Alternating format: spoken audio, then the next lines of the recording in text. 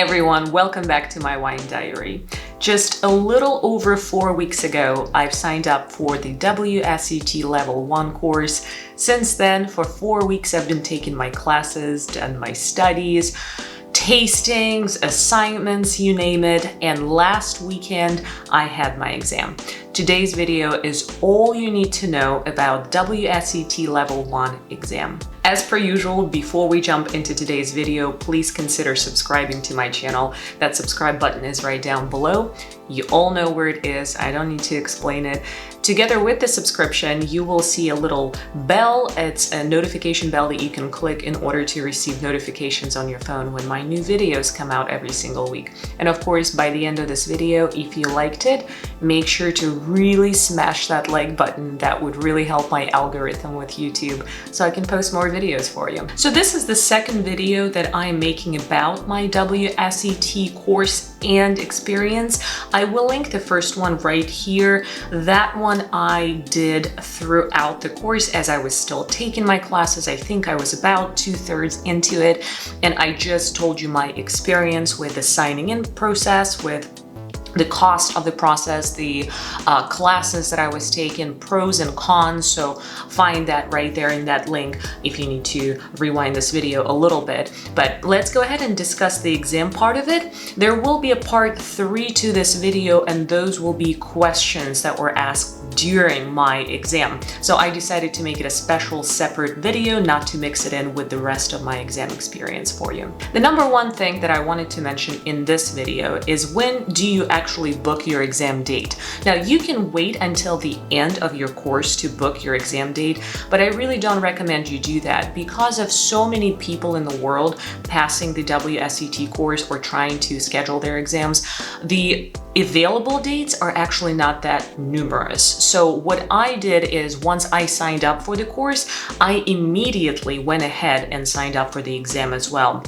With the welcome email that WSET sends you once you sign up for their course initially, there's also a link right there, right then, to sign up or choose your exam date. So go ahead and click on it. You can choose that exam date a little bit further in advance. Clearly, just try to calculate the time of you finishing the course itself and then have your exam afterwards. But it can be months after your course is over. To give you an example, my available dates were only a month or two past my last day of the exam course, if that makes sense. So again, just to assure that you don't have to wait for months and months for the available exam date after you pass the course, sign up for it first. It will show you different options with different time zones.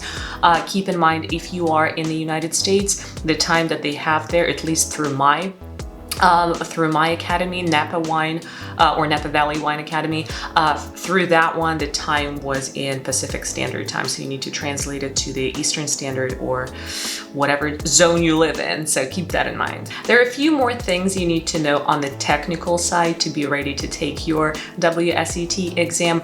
One of them being 3 days before your exam date, you will receive an email with a link prompting you to check your equipment. So what that does is, once you click on it, it checks the speed of your internet, it checks your camera on your laptop, it checks the sound on your laptop as well. So it just makes sure that your computer or your laptop, whatever you're using really to pass the exam, is strong enough to support their system as well. So it runs all of the background checkups on the tech side, so to say, for us. Now, 24 hours before the exam is when you actually get that link to take your exam in your email. They don't send it to you earlier than that. It's only 1 day before the exam that you get it. And notice that even if you click on that link before your exam date and time, you will not be able to see any questions or anything like that. So don't try and click on it earlier. They just send it to you to make sure that you have it, but you're supposed to click on the exam link at the exact time of the scheduled exam and the time of it. One of the WSET exam requirements is for you to have 2 devices if you're passing your exam online or virtually. So it has to be a laptop or a PC, and it has to be a phone as well. So 2 devices to record you. So those 2 devices must have a camera on them to record you while you are taking your exam, to make sure that you don't cheat, you don't have anyone in the room. So that said, if you are passing it, or if you're taking your exam through your laptop, for instance, make sure that your phone is available too. If you're doing your PC, make sure that you have a portable camera, and then you'll use your phone as well. When it comes to your phone, there is a requirement for you to download an app. It's a free app and it's called Proctor Exam. I will try to insert a picture right here of how the app looks like. So what that app does is it scans a barcode that you will receive in your email from WSET, and it immediately syncs with, I suppose, their tech or support team to start recording you. So the app is free, not big of a deal. It wasn't too hard to install. I probably need to uninstall it from my phone, but yeah, that's something that you will definitely need to do. With that Proctor Exam app on your phone, you will need to have your phone handy next to you. One of the setup requirements is for you to take your phone with a camera already recording you through that Proctor Exam app. You will need to show them your desktop. So they will tell you step by step right now, show us your desktop, click on OK. Then show us your room. So you will have to show them 4 corners of the room to make sure that the room is empty and nobody is sitting here helping you out. Then it tells you next step is to show us behind your computer and laptop. So you need to show them what's behind to make sure that there is nothing like a book or any cheat sheets that you've set for yourself. And then once you're done with all of that, they will ask you to place your phone while it's recording you through the Proctor Exam app 10 feet away from yourself, pointing at the desk or at the place where you're taking your exam. So what that assures, I mean, clearly you've already showed them the room is empty, my space is completely clean, no notes here. You're not allowed to wear a watch, by the way, because a lot of watches are like Apple watches right now, and you know, you can read notes from them too.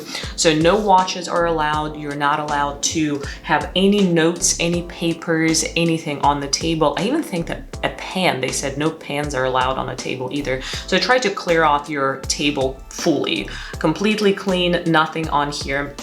One more thing I forgot to mention before you set your phone 10 feet away. Another step was to show them your earlobes. They want to make sure that you don't have any earpods or any headphones in your ears feeding you information from someone. So again, they're just trying to make sure that you're passing the exam yourself with no cheating, but I do gotta say it was a little bizarre to have my phone showing my phone my earlobes without headphones in them so they can see there's nothing in them, and then seeing my ear being filmed on the screen in front of me.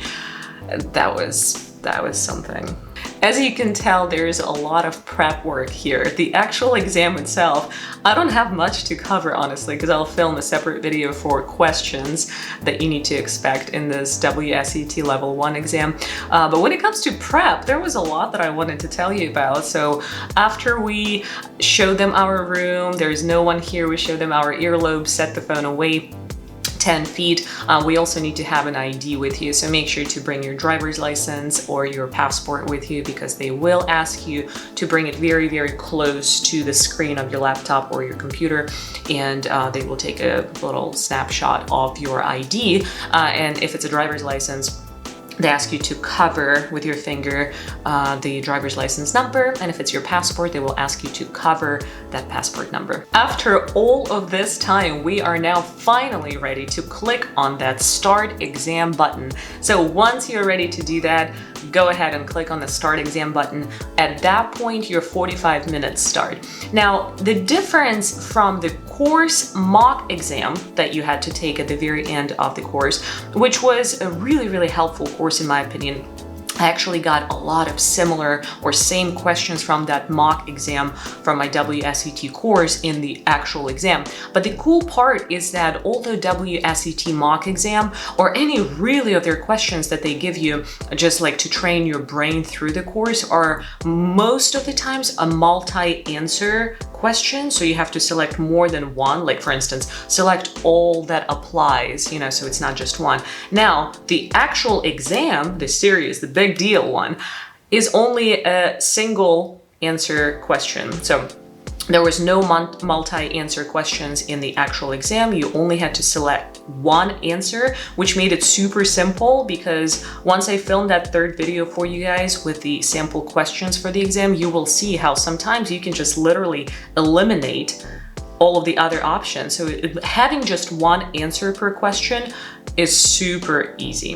So that said, overall, I would say that the exam was about the same as I expected. I wouldn't say it was much easier. I definitely had a few tricky questions, but it wasn't anything out of the norm, completely complicated. So if there was something that I contemplated on, it was more so just me kind of forgetting something, but it wasn't like you know, trap question or anything like this, so I don't think you need to worry about it. As mentioned, you are given 45 minutes to complete your exam, and there are 30 questions in that exam. So every WSET exam has 30 questions. The mock exam that you take before you take the real exam also have 30 questions as well. So out of 30 questions, you need to get 70% right in order to pass your test. So that translates into 21, I guess, questions. 21 questions out of 30 have to be answered correctly for you to successfully pass your exam. So once you're done with your 30 questions, which I will be completely transparent with you because the course was on the easier side, in my opinion, if you think that 45 minutes is not enough for you, you're probably not ready to take that course or to take that exam rather, because it took me less than 10 minutes. I actually think it took me around 5 minutes.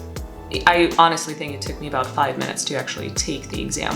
That's how quick it is, because the questions are not trap questions. They're not, you know, that difficult really. You don't have to sit there and think about each and one of them for a long period of time. So if you know type of thing. Level 1 is a super easy one, so if you don't pass it within like 10 minutes or so, if you don't finish your exam, then maybe you need to do some more studying. So with that mock exam that you will have by the very end of your course, I'd say have that as a good indicator if you need to study a little bit more or not. Because if it takes you more than 10 or, I don't know, 12 minutes, maybe 15 at the max to finish 30 questions, I say you probably need to study a little bit more. But for me, it didn't take that long at all. 5 or 7-ish minutes, I think, is what it took me. Now, remember the setup, all of the props, you know, all of the preparation work that it took for me to, you know, even start the exam took much longer than the actual exam. And then once I hit that start exam button, I was frankly done in like 7 minutes or so. So don't be afraid, level 1 is not a difficult course, it's just the basic. And in my future video, please stay tuned for it as well. I will show you some of the sample questions that they ask. Once done with your exam, make sure to click on that submit button to send it over for a review, and it takes about 6 to 8 weeks, according to them, 6 to 8 weeks for your results to come back to you. So you don't know immediately, don't expect to have your results immediately. You submit it, they review it, and then you get an email that tells you if you passed it or not and the percentage of questions answered correctly. So once you get your results in an email, I believe that they also mail you the pin. I'm very impatiently waiting for my pin. I still don't know my results. I'm hoping I passed. I feel very confident about it. But that said, you know, for me, it's been only a week less than actually. And yes, I still have not received my exam results. So I'm waiting, not nervous, but I'm waiting. And I am certainly very impatiently waiting for that pin to come in the mail for me afterwards. Guys, this is everything I have for you today. Thank you so much for joining me. If you're just now signing up for WSET Level 1, congratulations and good luck. If you are about to take your exam, again, good luck. Do not worry, this level 1 exam, it is not difficult at all. You've got this. Tell me your experience if you've already taken it, if you're about to take it, maybe you have some concerns.